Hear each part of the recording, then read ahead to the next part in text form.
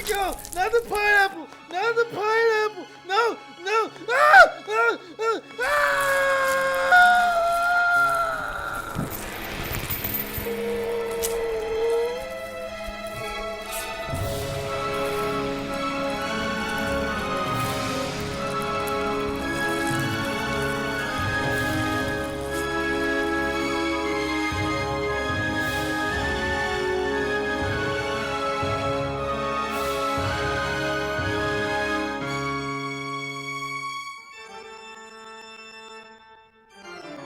It's alive! It's alive! It's alive!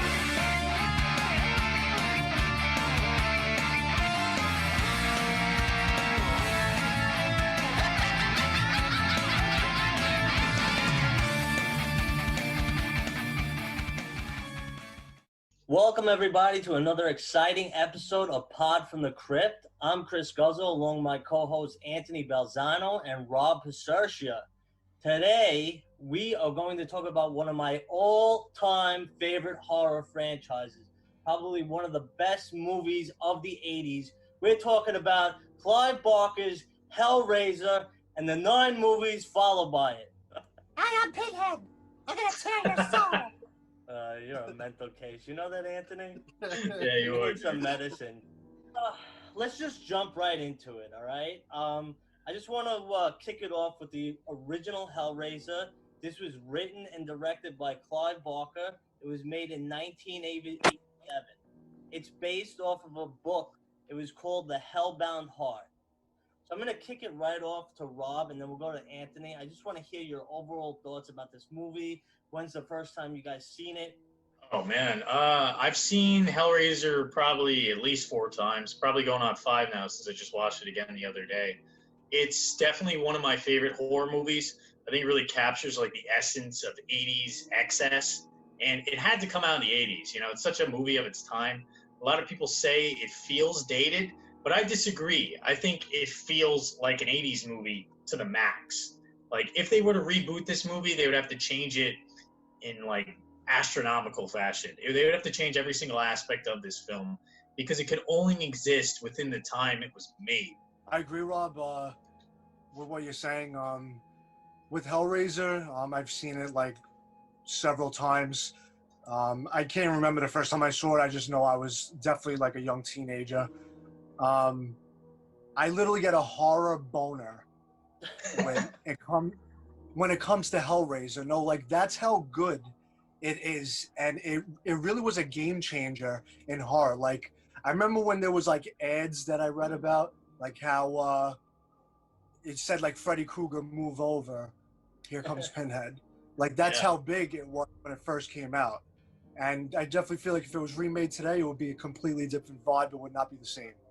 Yeah, definitely. I feel like Halloween masks even changed after this movie came out. I mean, how many times have you seen that stretched skin? I mean, that's like more horror than anything else, just like extreme gross out horror. I feel like Hellraiser was the pinnacle of that. I mean, not to say that 80s horror was gross, and the Italian horror movies definitely did it probably grosser than that. I mean, if you go back to Lucio Fulci, like the first kill in The Beyond might be grosser than almost anything in Hellraiser, but Hellraiser brought it to like kind of a mainstream, and those hooks in the skin are like really disgusting. Yeah, it's the ultimate pleasure and pain. It's really a pornographic horror, like one of the first of its kind. I love the graphic violence in it. I love from the beginning, you see that the face is ripped apart and then it was put back together by Pinhead. By the way, Pinhead's name is not Pinhead in the original. He's just called by like the Hell Priest. Right. It's amazing. Go ahead. I don't know if you know, but Clive Barker actually hated Pinhead.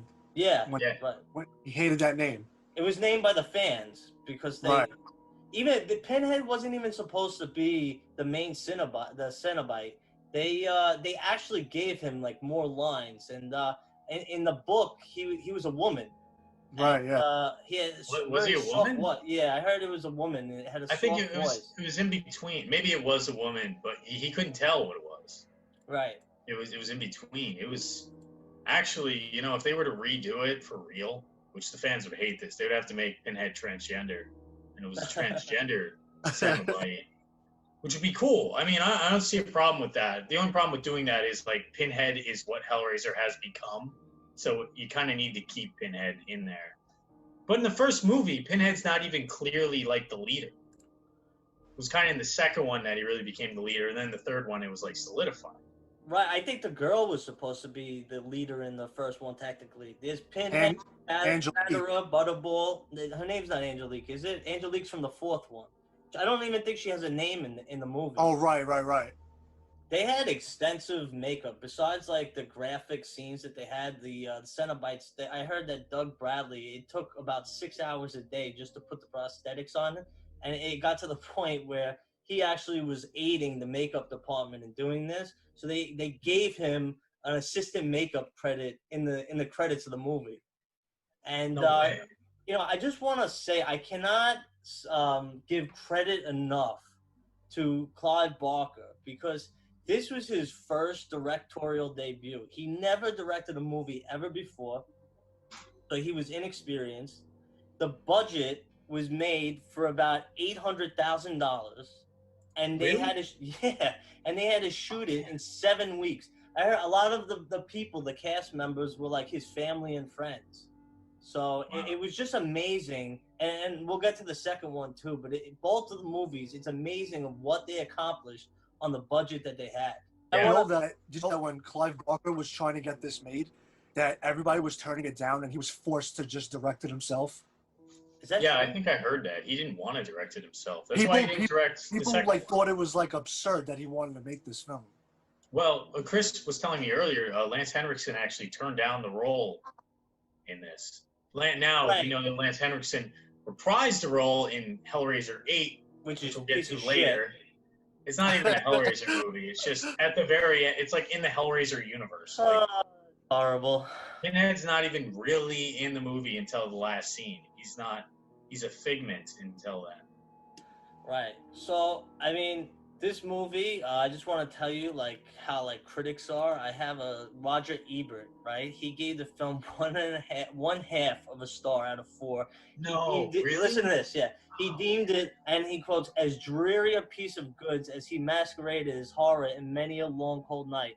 This is one of those movies you sit through with mounted dread, as the fear grows inside of you that it will indeed turn out to be feature length, and that this is a movie without wit, style, or reason. And the true horror is that actors were made to portray and technicians to realize its bankruptcy of imagination. I think that's total bullshit. That is a classic example that's insane. Of people not knowing what the hell they're talking about. Well, you know what? I'm actually a big Roger Ebert fan usually, but I don't think he does. He's like most critics. He doesn't give horror a fair shot. No, even when he was older, he started to do a little bit. But I mean, to call this movie Imaginationless, like, I feel like this is one of the more creative horror movies we're probably going to review in this entire podcast, because it wasn't just like heaven and hell. Actually, the movies got less creative as they went more into it. This was something in between. This was like pleasure and pain and mixed, and then there was even like this weird monster thing. Let's talk about the special effects with Frank, because Frank is an awesome character. He's one of my favorite parts of the movie, and I think the effects of him coming out of the ground look really wet and really gross and hold up great by today's standards. I agree. It was one of the most unique films ever made. So, like, how anyone could shit on this movie was just absolutely absurd to say anything like that. Well, I'm going to shit on the end of this movie, and I think it's the problem with the first 3. Wait, holding this box, look, I have the box. Holding this box and blue shitty 80s lightning shooting out and stopping demons is stupid. No, it's not. All right. It's so dumb. Yes, it is. That's I love blasphemy. the movie. I should rip your fucking mustache right off your fucking face. Yeah, you can't wear a mustache like this, man. That is total you can't wear a blasphemy. mustache like it, this. Man. That's coming from the proctologist, Rob. That's what it is. Yeah. Anyway, it's got one of the best special effects. I just want to make a note, since you mentioned Frank.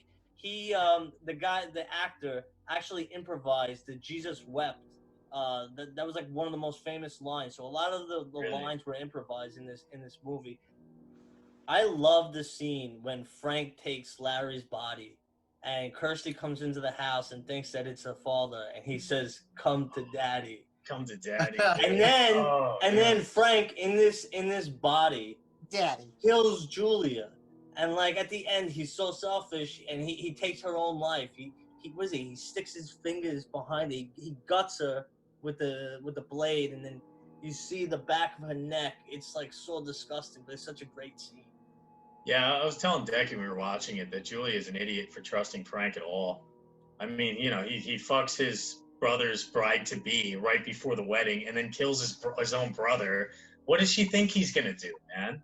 He's a maniac. He's just a totally sociopathic, thrill-seeking, insane person. You know, the only problem I did have with this movie, but it's just a slight minor problem, is that it was the blue coming out of the box, right? That was yeah, sure. It was the special effects coming out of the box, yeah. Kirsty is not really much of a protagonist. If she is the protagonist, I guess you could call her the protagonist. But she's really, I feel like it's maybe the movie itself is more centered on an antagonist of Julia. Maybe the movie's really about Julia, kind of, if you think about it, not really Kirsty. Well, we've talked about this before in a movie like last week when we talked about Midsummer. Midsummer was very much kind of like a hero's journey kind of film with a very central protagonist in it. But she, in essence, becomes the antagonist by the end of the film, right? She kills her lover or whatever, with her or without. In most horror, if you have a centralized protagonist, you know they're not going to die, and that kind of takes away the tension. You almost need to have an unclear protagonist so that you're afraid that they'll be killed off. That's why so many of the great horror films, Black Christmas, Friday the 13th, whatever, Texas Chainsaw, you don't know who's going to live. And that's scary. So we kind of knew that Kirsty was going to survive. But we didn't know exactly. We were a little bit afraid. And this movie was dark. It was super dark. You know what I loved about it the most, since I said the minor detail that I didn't like about it? The thing I loved about it the most is that the Cenobites are barely in it. And when they are, it's so important. I love that, like, it's like at the end of the movie, they're in the beginning of the movie, and then they come at the very end when it's important. And the rest of the movie is hones in onto the relationship between Frank and Julia. And I love that idea and the concept of not showing the monster really into the very end of the movie. And you could also make the argument that her and Frank are the monsters in this movie. You know, the Cenobites, angels to some, demons to others, or reverse it. And how great is that first kill? Julia's first kill, when she kills him with the hammer. Oh yeah. I love that sequence because the guy she brings home is all over the place. Like 1 minute he's nervous, then he like pushes her up against the wall. Right. He's just such a like whimsical scumbag. So you're really excited when you see her smash him in the face with a hammer. And that's some pretty good prosthetic works on his jaw also in that scene. Yeah, no, that's awesome.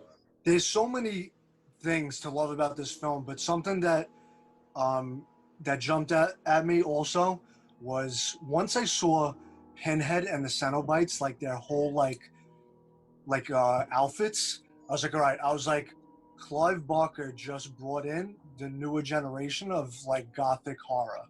Because punk metal, I think, right? Like those outfits really come into like the whole metal gothic thing, and that really wasn't done previous to that. Everything else was just like, you know, like the old time gothic style. So that really jumps out at the film. The last thing I want to say about this movie is, for a movie that was $900,000, it clocked into about $15 million into the box office. So one hell of a movie, a game-changing movie, one of my favorite horror movies. And we're gonna go now into its sequel. So the sequel is called Hellbound Hellraiser 2. It was made in 1988, directed by Tony Randall, and it was written by Peter Atkins. Now, this movie is pretty much like a part 2 or a continuation of the first movie. We find Kirsty in the insane asylum. She's in a mental institution. And it's a continuation of her trying to find her father in hell. And Julia is dead, and she's brought back by this crazy new person, and the next one is called Dr. Chenard, who's he's awesome. One of the best characters in the entire franchise. It's played What do by you- Kenneth Cranham. Okay. Go ahead, say what you're saying. What do you think about his Cenobite at the end? Oh The my thing god! that covers his head? You know It's that? ridiculous. You know what Shit was is covering his amazing. head? You know what was covering his head? A big What? penis. Was it really? I swear. And if you don't believe me, go look at the movie again. Just real quick to talk about that scene with him like that. To Mhm. all the people out there watching that are horror collectibles with figures, they actually made a diorama of Dr. Chenard in that form, and it's so rare these days to find it anymore that when you do, it's going like $300 to $500, and it's only like 7-8 inches tall. $300 Really? to $500, you said? Yeah. Could Wow. you find that in any of the horror conventions, or where No, they had the models? It's so hard to find. It really is. And when you do, like, you find it like on eBay, someone selling it for hundreds and hundreds of dollars. Yeah. Right. All right. So I just want to. That's cool, Anthony. I just want to go back, just go behind the scenes a little bit about the production of this film, and I just want to tell you guys that this movie was made for $1 million, so it was only another $100,000 than the original movie, and that's kind of crazy to me, since like this movie was extremely ambitious, especially with the second part going into hell. So what happened was that the budget was actually cut way back, because New World Pictures that's the same production company that made the first Hellraiser. It ran into financial troubles right before the production of this movie, and it almost had to file for bankruptcy. So a lot of the film needed to be scaled back. So that's why the actor who played Larry in the first movie did not want to come into this movie because of the rewrites. So the whole arc, so Kirsty, her whole arc in this movie is to go rescue her father out of hell. The only problem is that the actor didn't want to renew the role, so they had to make Larry's character, when she goes to hell, like full of blood with no skin, like they had in the first movie. I And gotta tell you, I love the first half of this film. The whole like section with Julia coming out of the bed and stuff. well, that's the 'Cause- best scene. In my opinion, I don't mean to cut you off, but that is Yeah. my favorite death scene, and probably the most gruesome graphic scene in any of the Hellraiser movies. Could you explain that scene to me? Oh, I mean, she comes out of the bed entirely. You probably would explain it better because it's your favorite scene of the whole thing. I just like Julia's character as a full, and she was a lot like Frank, but she might have even been scarier than Frank. Yeah. Which is crazy because I almost think she was miscast in the first movie, because she was supposed to be this like knockout hot chick, and I mean maybe she was for the 80s because that hyper masculine look was kind of the vibe. But to me, like in the book, the Telltale, the Hellbound Heart, she was supposed to be like basically a Victoria's Secret model, right? And she was not that in the film. Although I liked her a lot, especially in the second one. She was a really scary antagonist. Her and the doctor together were terrifying. No, I agree with you. So it's like, for this scene that Rob's explaining, Dr. Chenard, he's infatuated by the box. So he brings it to the house that all the murders took place in the first movie. And what he does is he brings one of the like really insane guys from the mental asylum back with him into the house, and he places this guy. And by the way, this guy who's really crazy, he sees like maggots and bugs like crawling on his skin that aren't there. They show it in like the first 5 to 10 minutes of the film. This is where he gives the guy the razor, right? Yes. So he puts the mentally insane guy on this bed, and he hands him a razor, and he lets him cut the bugs that aren't there all over. So the guy completely slicing himself, and the blood starts dripping on this bed. And what happens is 2 arms come right out, 2 arms with no skin, and it's Julia, and she escapes hell, and she kills this guy, and she comes out of the bed with and just in this gruesome scene that is like one of my favorites in the entire franchise. I love how they didn't retread the original either. Like, they made it in a medical setting, so the doctor was much more adept at keeping a skinless person around than Julia was with Frank, just kind of hiding him in the attic. It was actually the first half of this movie is so good. I almost like it better than the original. You don't think that the first half of the movie is a little convenient? There's another character we haven't mentioned yet. Her name is Tiffany. So she's another person in this mental institution with Kirsty. And Tiffany, her magic powers is that she could solve puzzles. So just conveniently, this girl Tiffany is in Dr. Chenard's care. She's able to open up this puzzle box, the labyrinth, and the gateway to hell. You don't think that that's just a little convenient that this girl and Kirsty are in the same mental institution and she has these powers? Not really, because Frank was able to figure it out, and so was Kirsty in the first one. I just thought it added a little bit of flair. You didn't need like a puzzle genius to figure the box out. It's actually kind of one of the issues in the later movies in the franchise. The box is supposed to take a really long time to figure out. And in the later movies, you just throw it to someone, they catch it, and they point it like a laser gun, and there go the Cenobites. Yeah, they kind of screw around with the mythologies as they go on with the different shitty movies in the franchise. Yeah. When we get to 4, the mythology's out the window. It's just gone. Yeah. What was Anthony going to say? No, that scene that you guys were discussing, when she comes out of the bed, I honestly think that's one of the creepiest scenes in horror history. Like, the effects of her, how she's just flesh and bone like that, is just so disgusting but amazing to see. Like, I know that when directors saw this scene, they were like, we got to step our game up. They're like, this guy knocked it out of the park. Yeah, like, you've never seen something like that in a film before. No, I agree. And what about when they actually get into hell? When Kirsty gets into hell and she's with Tiffany, and you see the eyeball dropping that's full of blood into the hand, the mirrors, the clown, and then one of the best scenes is when Kirsty sees Frank, and like he tries to like kiss her, which is so weird. By the way, that scene, they don't try to cut that out in the second movie, but spanking was cut from the first. This was worse. Yeah, but at that point, it was kind of established how successful the franchise was. I totally agree with what you're saying. Plus, the studio was probably like running out of money. They're just like, save us at that point, you know? Whereas the first one, they're trying to just like cut it all to pieces and everything. It's ridiculous. Right. I wish they would have kissed in that scene like before she was bandaged. I think that would have been a cooler scene to watch when she was all flesh. You know what I mean? No, I agree. I love how Julia kept calling Kirsty Snow White throughout the film. I thought that was such an awesome touch, you know, Snow White and the evil stepmother. And they played that throughout the entire second movie. The last thing I want to say about this movie is that they actually, because the budget was cut, they weren't able to go into Pinhead's like backstory as much as they wanted.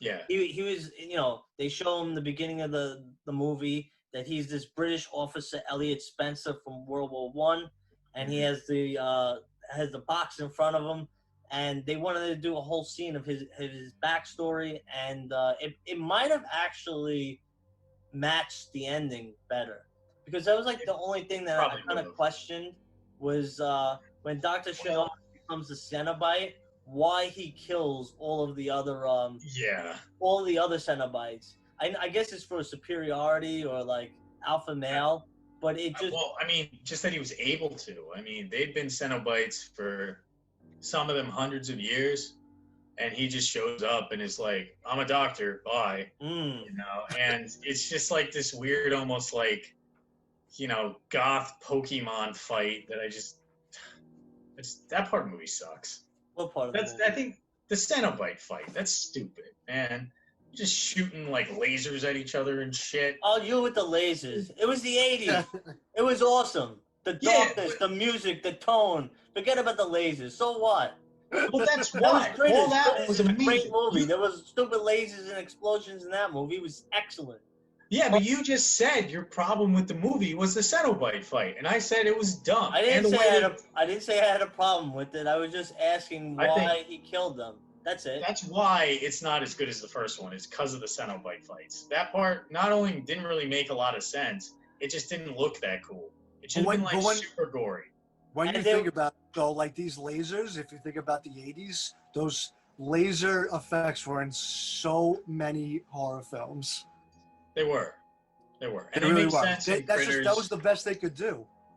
It Oh, I was agree. maybe, but like they were good movies like Critters or whatnot that were Like it's still even like great. a Nightmare on Elm Street. They got shit like that. Right. Yeah. It's the '80s, baby. It's great.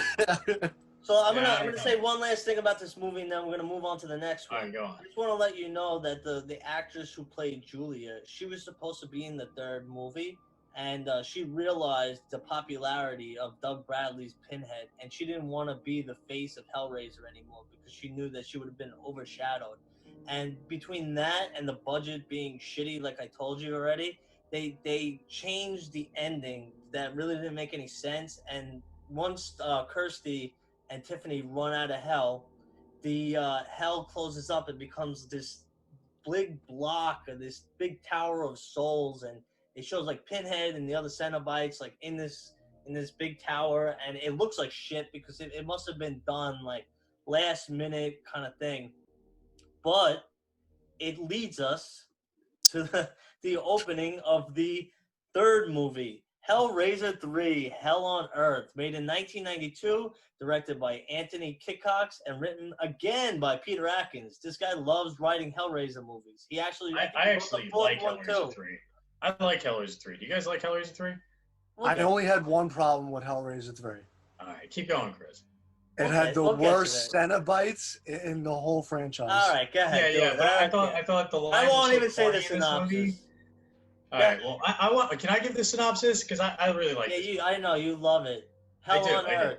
This is Yeah, gonna yeah. be Hell on Earth for me It's right way now. worse than Explain the it. first two. It's way worse, but it's awesome. So Pinhead turns into a pillar for some reason, because he does it in the end of the second one.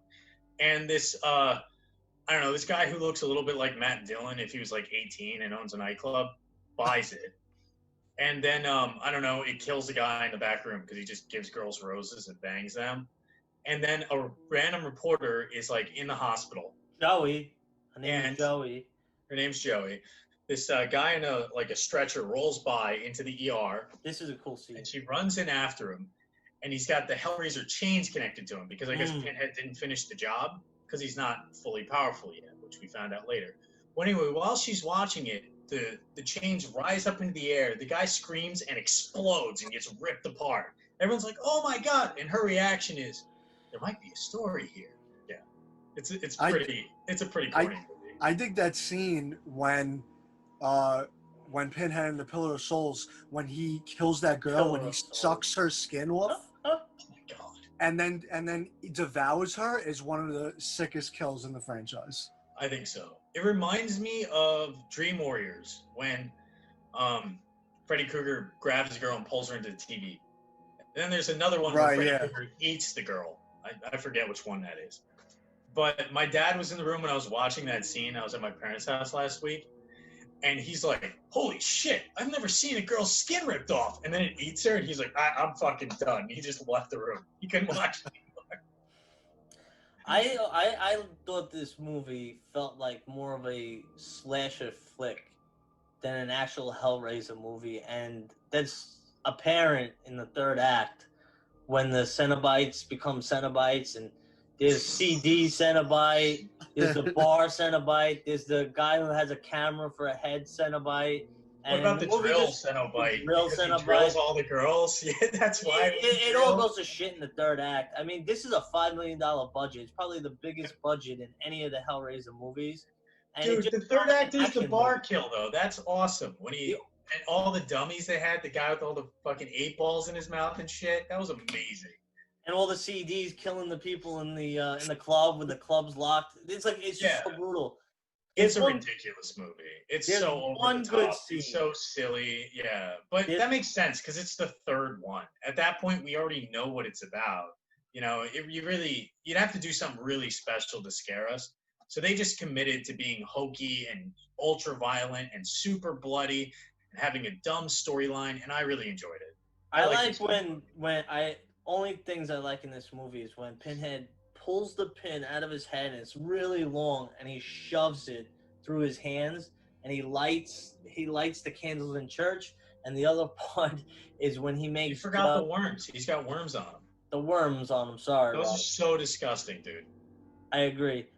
And when he makes the priest eat his flesh, is yeah. such an erotic gore thing. It was cool. Yeah. You love that sacrilegious stuff, man. I Love do. it. I love it. Yeah. I think some of the best horrors, if done right, are the ones that mix religion and religious themes into horror. And this movie actually failed at it. Do you have any other thoughts about this, Anthony, before we move on? All I can really say is that Stop. most 80s horror movies, It's the from the bigger the 90s. budget, they got worse. Yeah. Is this one even 80s? Hey, a lot of no, it's the 90s. It's 92. Yeah. Most movies by the third sequel they turn to shit, and this movie did. Real quick note, she Joey defeats Pinhead. She takes the box and she throws it into wet concrete.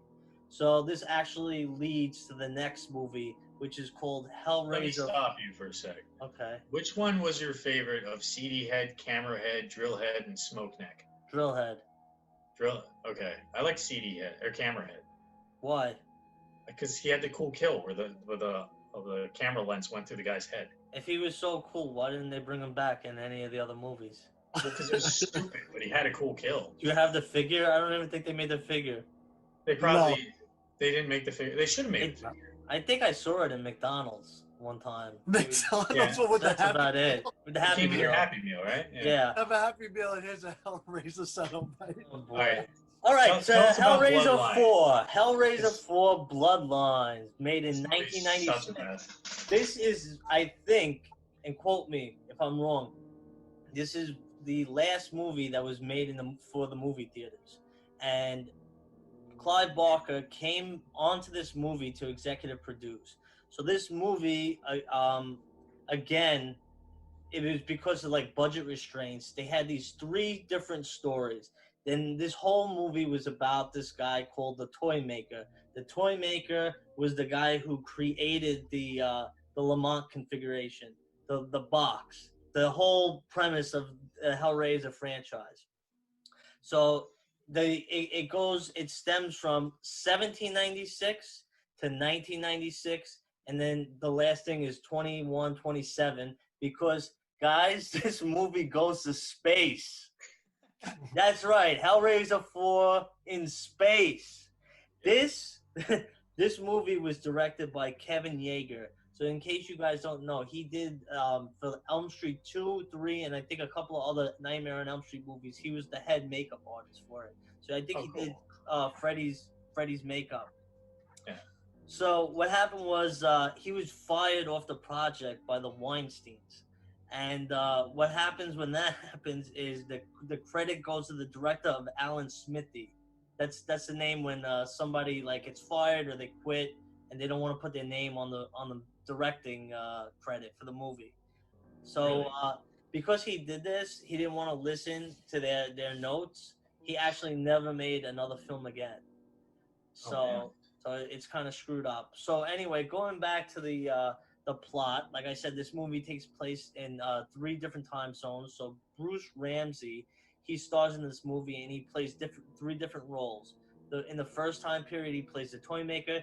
Then in 1996 period, he plays John Merchant.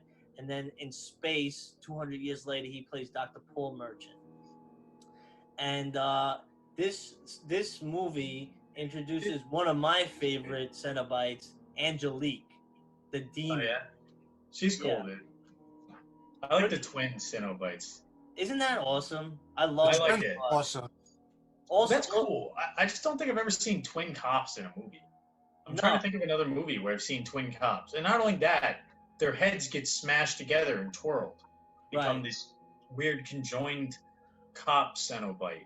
Right. Then split apart and smash another guy in the middle of them. It's disgusting. I love it. Right. This is my guilty pleasure. Actually, It is. half these movies are guilty pleasures. But yeah, this one in particular. I do. Really bad. I enjoy this movie a lot, but it's a huge mess. This movie should have been 3 parts.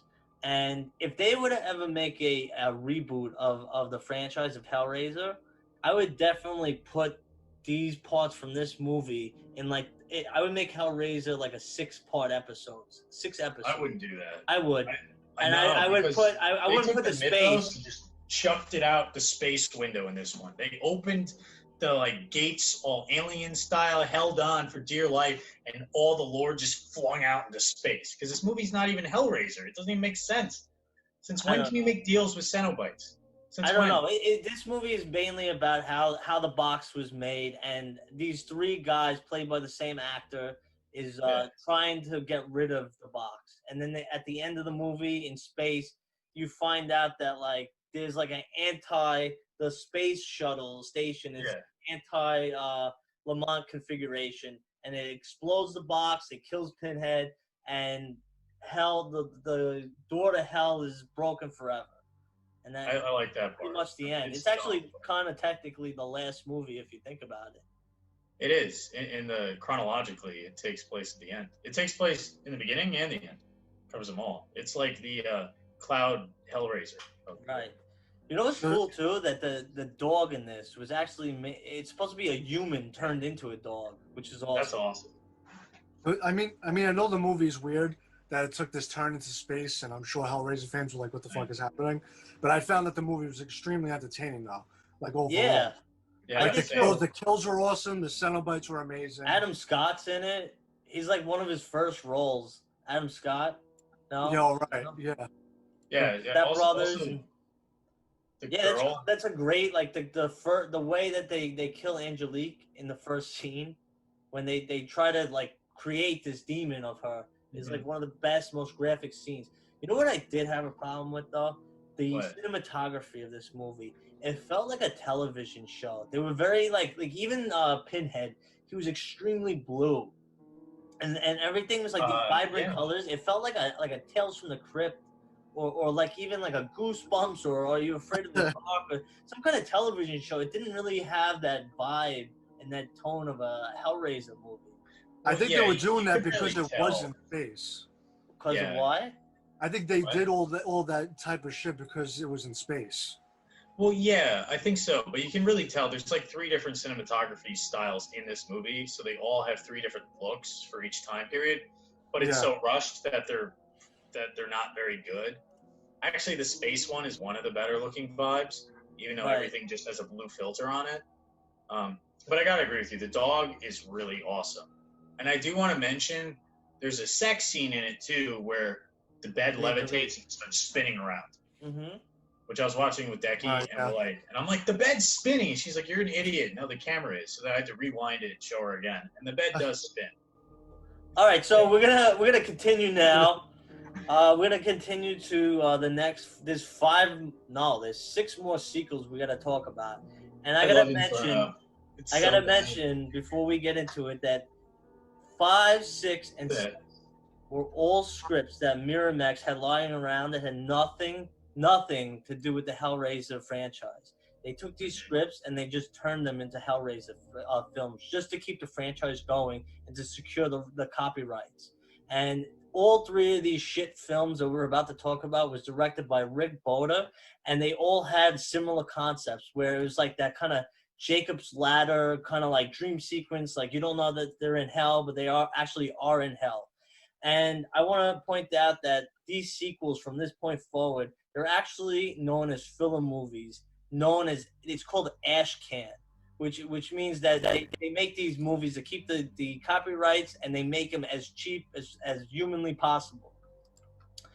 All right, so we are going to get into Hellraiser 5, Inferno, straight to VHS, made in 2000, right? So it's got Craig Schaefer, which is a fantastic actor. He actually is from Nightbreed.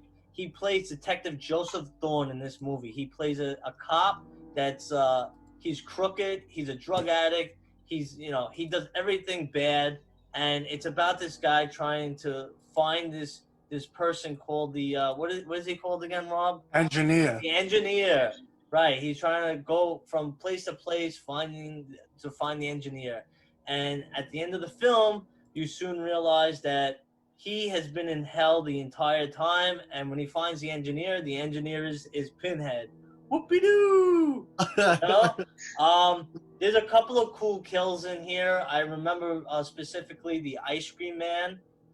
You see his back. It's like ripped apart with chains. There's a cool part where the two Cenobites, they put their hands down into. Oh man, that's the best part of the movie, probably. Right. I think that's one of the coolest parts in the franchise. That is so sick. He has like a weird threesome with two Cenobite chicks, and they put their hands in his chest and kind of like hold hands inside his chest, and he's kind of into it. Right. I feel like that was one of the scenes that was like, remember in the very first one when Frank gets hooked in the face at the end? Yeah. And he's sticking his tongue out at Kirsty because it's like the pleasure and pain indivisible idea. Correct. And that's kind of like one of the only sequences in that film where we get to see that. This was a good sequence that actually showed that in this franchise, and I feel like that's missing in a lot of the films. It was definitely a very sexy scene. It was. I watched it last night to go to bed. Overall, this movie is watchable. It's a little bit enjoyable, but it has that very like straight to VHS feel. It has really nothing at all to do with Hellraiser, and like I said before, it has that Jacob's Ladder structure where like the entire movie is not what you think it seems, and it's basically you find out at the end of the movie that he has been in hell the whole time, and they basically do that in the next movie too. Yeah, well, you know, this movie's a lot better than 6. Yeah, I agree. Even though it's weird though, because 6 is better directed, I think the direction in this movie is all over the place. The musical score is garbage. It's got this weird, like, hard-boiled detective vibe. By the way, like, half the next movies coming out star either detective or a reporter. I made a mistake before. This is actually directed by Scott Derrickson, this one. So 6, 7, and 8 were by Boda. Right.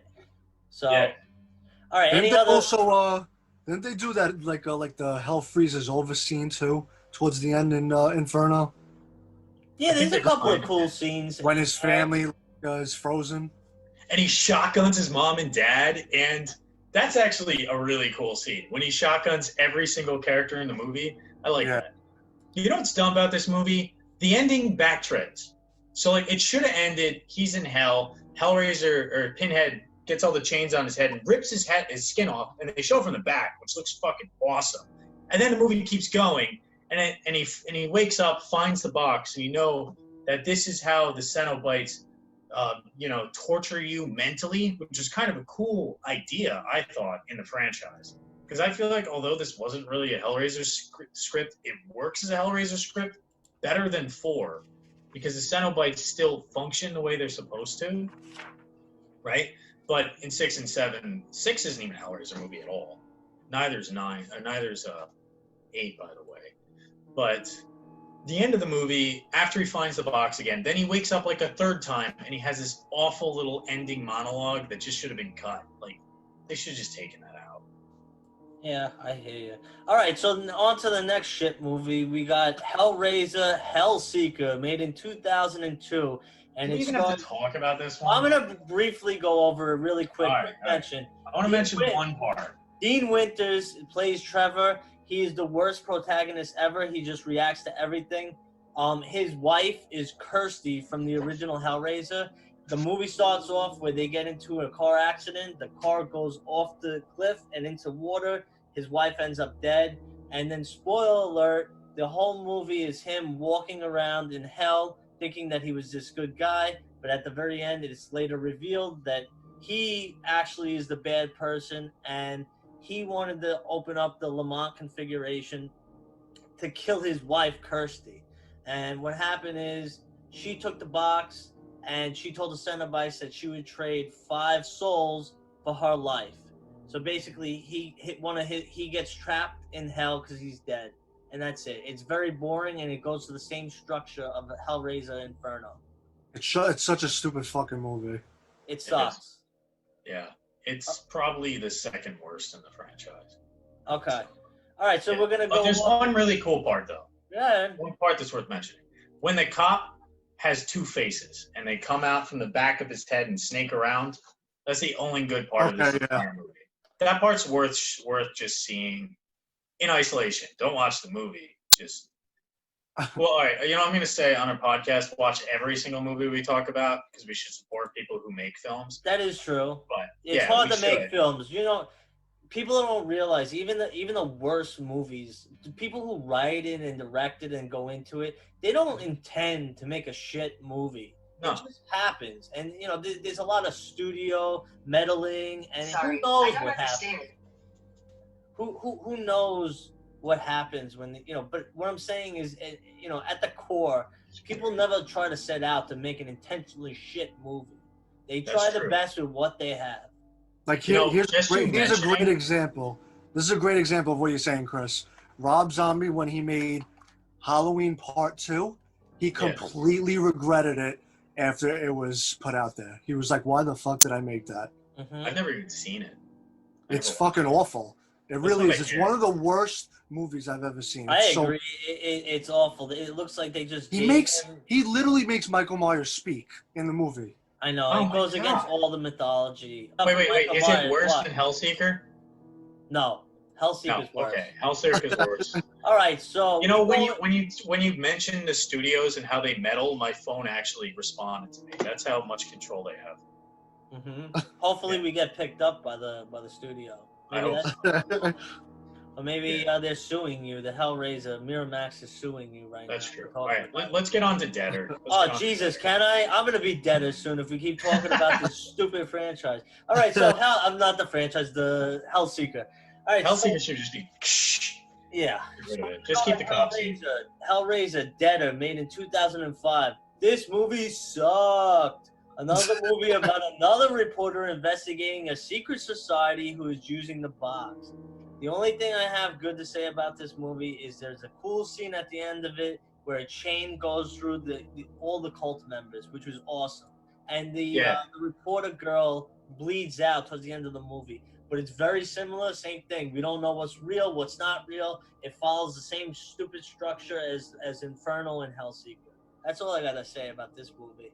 I kind of liked it. Okay, good. I didn't really like it much. The only scene that really caught my attention was the bathroom scene when she's like strapped in the bathroom. That looked cool, but pretty much I didn't really like the story. Yeah, I kind of want to say it's definitely way better than 6. I'm going to jump ahead and say it's probably a little better than 8. It's like on par with 5, except the gore effects aren't as good.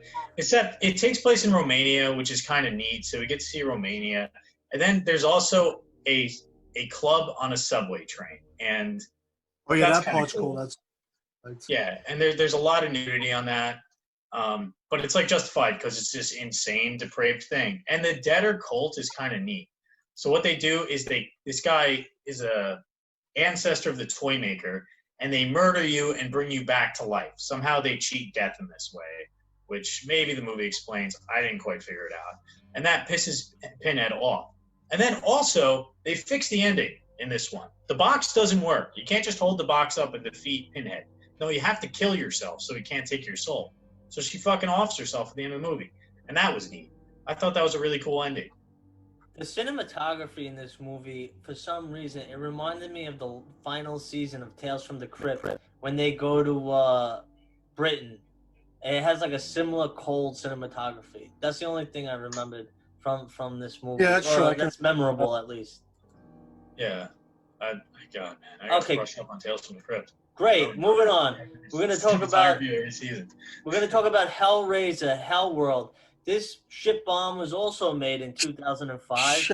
The only difference between this movie and the 3 previous ones is that this movie was actually adapted from a short story based on Hellraiser, and not just some crappy script that Miramax had lying around that was adapted into a Hellraiser movie. This movie stars Lance Henriksen. You may remember him from Aliens. He's a great actor. He's also from Pumpkinhead. He plays a grieving father.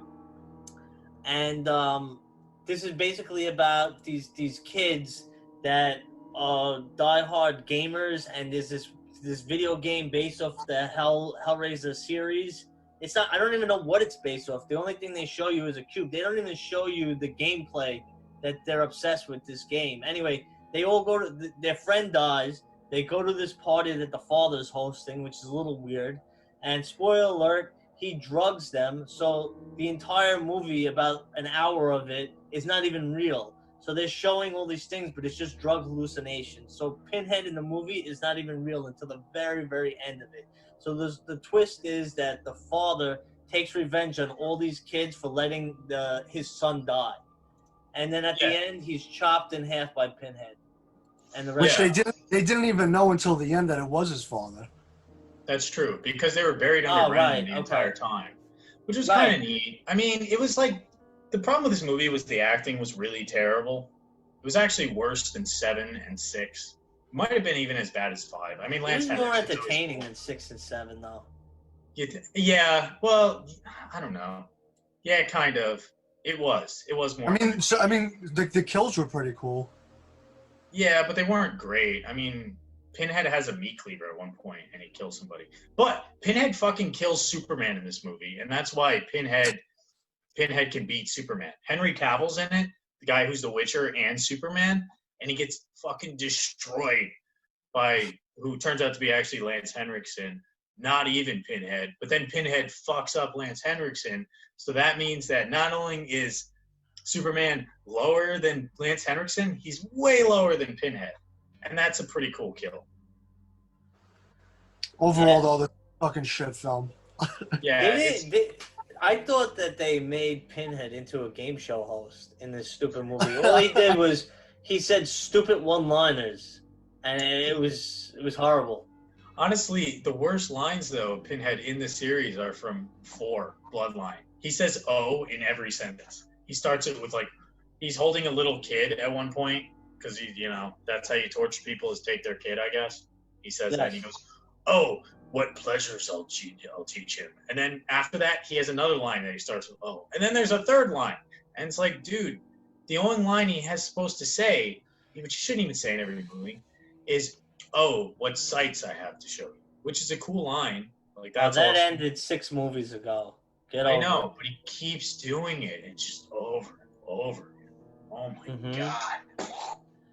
All right, anyway, let's get on to the worst one of the franchise. Well, before we get on to that, I wanted to say that this franchise did have a little life in it and like potential to make a good movie. So on October 20th, 2010, it was officially announced that Patrick Lussier and Todd Farmer wanted to direct and write the reboot of Hellraiser. Okay. The problem was this, that they wanted to make more money on the franchise and they wanted to make it PG-13. You cannot make Hellraiser PG-13. So what happened was they quit. They both got detached from the project, and the similar thing that keeps happening in this franchise was the copyrights were coming up. They didn't want to lose the Weinsteins didn't want to lose the copyrights, so they had to make another Hellraiser film. And that's where Hellraiser Revelations comes in, made in 2011, directed by Victor Garcia. This is another, what I was mentioning before, an ash can movie. The runtime is 75 minutes, barely even a fucking film. The budget is $350,000. The film was produced in a matter of weeks due to an obligation on Dimension Films' part to release another Hellraiser film, like I was saying. Doug Bradley declined to be in the Hellraiser. Oh, we forgot to say that. In Hellraiser Hellworld, that was the last appearance by Doug Bradley. He hasn't made an appearance as Pinhead since. But in this movie, Pinhead is played by Stephen Smith Collins, and I cannot stress enough how this guy is miscast. He looks like a school teacher, not Pinhead. Oh, yeah. This movie, for people who like to skip rocks, this is what you do with this movie. You skip it. Yeah. Yeah, this movie's awful. Oh my god, it's literally the worst film in the whole franchise. It's so terrible. I don't even know how they picked that guy to be Pinhead. Can I tell you guys something? I didn't think it was that bad. Yeah. What? I thought it was just, it was all right. It was okay. It was good for 75 minutes. I didn't want to turn it off. I wanted to turn off Judgment because I was like, this is terrible. And really? I like Judgment. We're going to talk about it in a second, but I just want to say this. The synopsis is: it's 2 guys. They go to Mexico with a camera. They end up killing a girl, and then the other half of the movie is they come back, and I think one person is dresses as his friend, right? So he's wearing his friend's skin, and a bunch of people die, and I think he wants to screw his sister in a scene, and Pinhead comes at the end, and there's nothing much to say about this film except There's it some was good kills rather in it, enjoyable. honestly. There's some pretty Yeah. good kills for the budget. There's some weird flashes, like, is he making out with his sister or his girlfriend? I got confused. I think it's his sister, but it's because the skin. It's not really his. It's not really brother and Right, sister. okay. But he's wearing the skin. Yeah, that makes a lot more sense. So he's making out with his sister, and then he like rips her breast off, and then she comes to reality. But that's actually pretty shocking when he rips her breast off. Oh, and it's worth noting that Pinhead makes a mini version of himself. He makes a mini Pinhead out of one of the kids, and he puts pins in his head. And it looks terrible because they front light everything. Like, the way I'm lit now in my garbage apartment is scarier than the way the movie's lit. Right. But one thing that we can all there's agree. a little bit of something, you know? What? One thing that we can all agree with all the shit of fucking Hellraisers that came after the good ones is that they all had good kills. Not 6. 6 doesn't have any good kills. 6 was so dry. 6 Oh, is what? so That 6 is Hellseeker. Hellseeker? Yeah. Oh, yeah, okay. Actually, yeah, you're right. That's the only one. It is the first one where the chains, I think, maybe I'm wrong. I think it's one of the first ones where the chains shoot out of the brick walls or the cement or I think it's like ceramic on the ground too, and they go through them. But even they messed that up. Like, even that looks bad in that movie. I hate Hellseeker. I just like the cop. The cop scene was cool. Right. All right, so we're going to be moving on to the final and 10th installment into the Hellraiser franchise. We are talking about Hellraiser Judgment, made in 2018. It was directed by Gary J. Tunnicliffe, and I don't know what to say about this movie, but utterly disgusting. I feel like there's two films. There's the opening to this film, and then there's the rest of the movie. And the beginning of this film, it starts off with oh, dude, give me this one. I want to talk. I will. His name's the auditor. That's it. Go talk. Okay, so there's this fat dude gets kidnapped in this house, right? By what's his name, the auditor. And he's this other character with just gashes all over his face. He looks like he's kind of wearing a bad Halloween mask, but you get used to it. And he talks like a British accent, and he's all like hoity-toity. Anyway, he ties this guy up. Turns out the guy's a pedophile, so he types it up on this old-ass like typewriter with like crumbling paper. Then he goes, "Oh, now you're going to be judged," and he leaves. And this big fat guy walks in a blazer, no shirt, and he eats the paper, and there's this super disgusting sound effects. And then he throws up into like a dog bowl, like sink, and then it feeds through a filter into the other room, and these naked chicks with even worse looking Halloween masks on.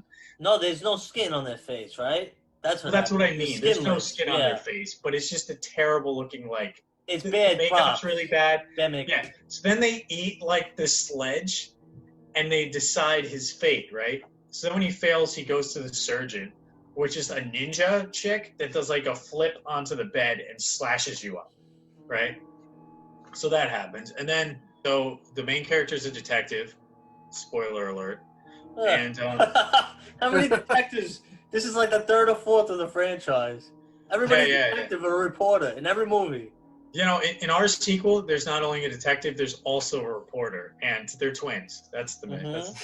They're actually the same person because it's all a dream, like Jacob's Ladder. So, anyway, this girl gets killed, and her dog's her baby. So they're like, "Oh my God, open her stomach," and the dog's still alive in her dead stomach, which is super gross. This movie's disgusting. It is for the wrong reasons. But, yeah, the sound effects are super disgusting too, but the visuals aren't that great. So it's way better than Revelations, right? Even though it's a garbage movie. It's a cheap rip-off. Fast forward to the end. The cop gets kidnapped into this house, right? There's just some random house that when you go into it turns into this hell plane or whatever. The whole time Pinhead's just kind of hanging out. Who, by the way, he looks better than he did in Revelations. I agree. Yeah, absolutely. Yeah. So they get Pinhead to search down the cop because he was so evil apparently because he's a bad cop who killed a lot of people in the war or whatever, and he wants to kill his wife who cheats on him with his baby-faced detective, who's a terrible cast. He's so like rotten and disgusting that the guy who eats the paper throws up and dies, and then so do the girls who eat the throw up. They all die. So Pinhead kidnaps him, right? But no, Pinhead actually knows that he's going to come back. So he comes back to the house. Pinhead's there. He orchestrates it so that the cop buddy and his wife both do the box, and then Pinhead comes, rips them up, takes them away. The angel shows up, because now we're into like hell politics in this movie or something, which I'm not exactly sure are lore unfriendly, because Clive Barker wrote some books after the fact, or comic books or something, that I haven't read. So there's this angel that talks to Pinhead, and she's angry at him, and he has to let the evil detective go. So he lets the detective go, who gets shot to death by his other partner within 1 second. And the angel's like, "Oh, you're fucked now, Pinhead." And Pinhead's like, "Oh, really?" And then he just rips her apart with chains. And then the auditor shows up and says, "Well, our real hell is going back to Earth for some reason." And then Pinhead is a homeless guy. I do like that ending. No, I like the ending that he's no longer Pinhead. Anthony, what are your thoughts on this crazy, disgusting movie? When this movie was being advertised, and I was reading all the articles, I was so excited. Mm-hmm. I was like, yes. I was like, we're gonna get a new Hellraiser. They're really hyping it up. It's gonna have, like good actors. The Pinhead looks better. And then as time goes on, I was reading the articles. It was still good. Like it was just really, everything was great about talking about Judgment. Then I watched it, and I was so pissed. I really was. I was just like, the fucking articles lied all these months. They said that this was going to be so good, and the ratings were getting great reviews, and I'm just like, how the fuck could this be after I watched it? Wasn't Heather Langenkamp supposed to be in that movie from Nightmare on Elm Street? Wasn't she? Yes. In that movie? Like there was like they were saying like a lot of things that were not true, like also about the film, which was I was pissed off too about. Mm-hmm. I guess they were doing that so they can get you to go see it. Just so you can go see it. I remember this movie. I actually rented it. I was with my girlfriend. She's not like too fond of these crazy horror movies. She likes horror, but not these type of movies. I'm sitting there on the couch, and my brother's with his girlfriend, and we turned this thing on, and I was just like, what the hell are we watching? And like after like 10 minutes, I didn't even want to watch the rest of the film. I was like, what is this shit? I was like, this is what Hellraiser has come to? Is it really? I'm like, I wonder what Clive Barker thinks. I bet you he doesn't even, or he hasn't even watched half of these crappy sequels that ruined his beautiful vision about about pain and pleasure and the depths that we go, and all the different themes and elements that this guy created in the Hellraiser franchise. And for anyone who doesn't know, there's another Hellraiser coming out. There is. When? Yeah. I have no idea. There's no release date. I heard that HBO might make a show of Hellraiser, but I don't know how true that is. Oh God, maybe I'll work on it. I work with HBO. I hope I work on it too. That'd be awesome. But that concludes our 10 movie review. I want to talk about the last subject. We're all gonna pitch a Hellraiser movie to you, and I'll make Mr. Mustache go first. Oh man. It's hard to follow up my Texas Chainsaw sequel. Basically, all I want is a budget in it, and I want it to take place in like the S&M community.